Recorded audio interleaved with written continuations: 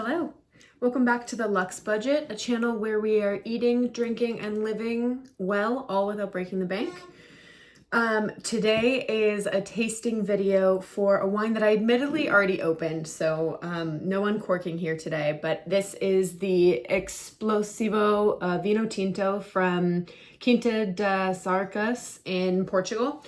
So a couple weeks ago we did a Vinho Verde, which was also from Portugal. This one is a Vinho Tinto, but it's similar to a Vinho Verde, I believe, in that they share the same grapes. So they're made primarily from Vignon, which is spelled very strangely. I had to look up how to pronounce this. It's V-I-N-H-A with a tilde over it, O, and it's pronounced Vignon as far as I can tell. It is a cheaper bottle. I want to say this was $26, but it's also 1 liter rather than a 750 milliliter bottle. And I went to my wine store and asked them for something that it was red but a little bit brighter. So I told them that I like a Lambrusco, which is found in Tuscany, and it's like a mildly effervescent red. And they said that this was going to be kind of similar. It's a more casual drinking bottle. This is something you would get if you were having a party and you wanted to have a nice bottle for everybody to share, but it's not going to be like the crowd stopper. So that being said, I did already open this weekend. A friend came over and we started off, we made a pretty decent dent in it, but nothing crazy. And so one thing I want to point out that I noticed right away is how dark that looks, right? So I'm thinking this is going to be really dry. This is going to be very, I always want to say medicinal when it comes to like a Cabernet Sauvignon, a Cab Sauv, because it's got that thicker mouthfeel to it, and then the tannins really dry your mouth out, and to me that reminds me of taking a shot of medicine when you were a little kid. I'm going to take a sip here, but again, I've already tried this and I've put my thoughts together on it, so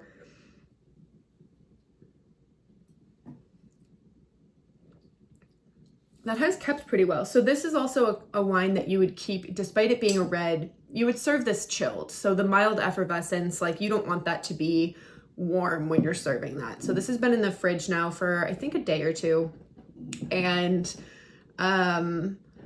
so it's held up pretty well. So again, you kind of anticipate it's going to be very full-bodied, very heavy because of that like dark inky color almost. But when you try it, though, you do get tastes of like plums and wild berries. It's followed by a very bright acidity. So rather than it really constricting on your tongue, you know, that feeling when it dries out, that's from tannins. So this doesn't have very strong tannins. I'm also just taking a look at my notes because when I take a sip of wine and I don't have it here just to do immediately, I write it down. It is very juicy and very fresh despite that dark color. And actually I already hit most of the points I wanted here. The only other thing about this wine is that it's, despite being a red, pretty low alcohol. So this has, I think 11% alcohol by volume, and you can kind of taste that, but again, it just kind of conflicts with what you would think based off of the color that you're seeing here. So all that being said, this is really great despite its look for when it's nice out and you want maybe something that's going to pair well with a red, but it's going to be a little bit brighter. I'm thinking something truly like, when I first tried it, I was like, maybe a sausage dish would taste really good, maybe like fennel and sausage. But I actually already had a can of sardines from Portugal also, and when I was just doing a little research on what would pair well with this, that was one of the first things that came up, like a sardine and rice dish. So I have a pack already and I'm really excited to pair these together. So I'm going to create that video and share that with you.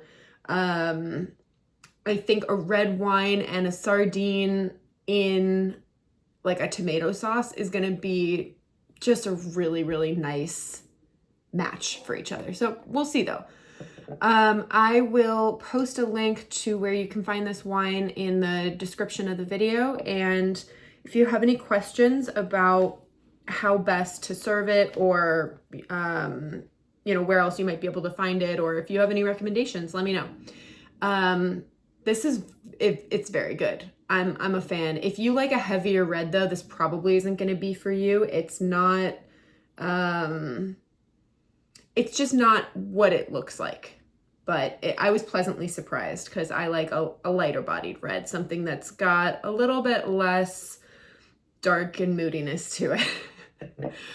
I will post the video of the pairing later this week, and I'll also, I'm not sure if I even want to do a link to it because it's going to be very simple in terms of the recipe, but if you're interested, I can show you where I got the sardines, and we'll go from there. But until then, I hope you have a great week. Cheers.